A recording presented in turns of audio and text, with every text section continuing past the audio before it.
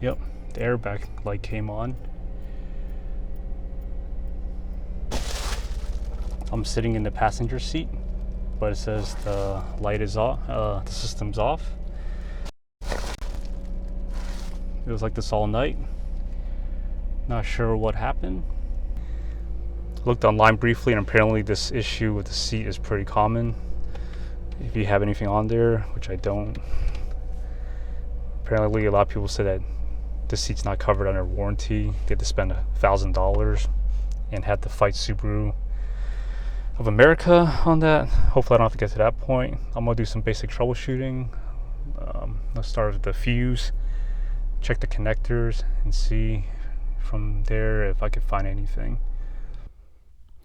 First thing I checked was this interior fuse compartment. I believe it's number 25, the one in the yellow. SRS airbag. It looks good to me.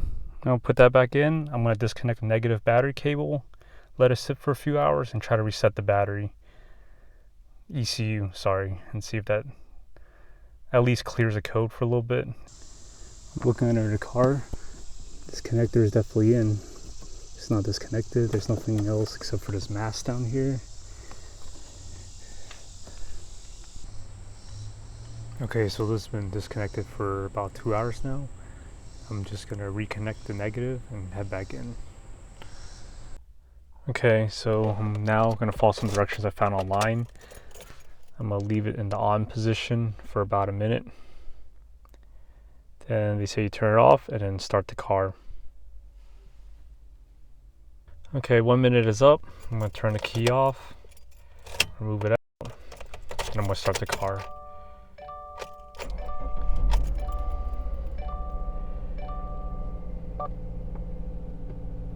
And the thing's still there, the light's still there, wow.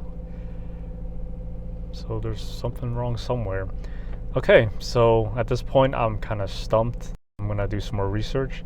If anyone has any idea what this might be, leave a comment below. Again, there's nothing on the seat,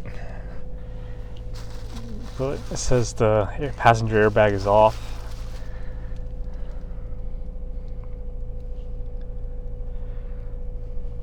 There's probably gonna be some people that don't believe this, but yeah, I don't either.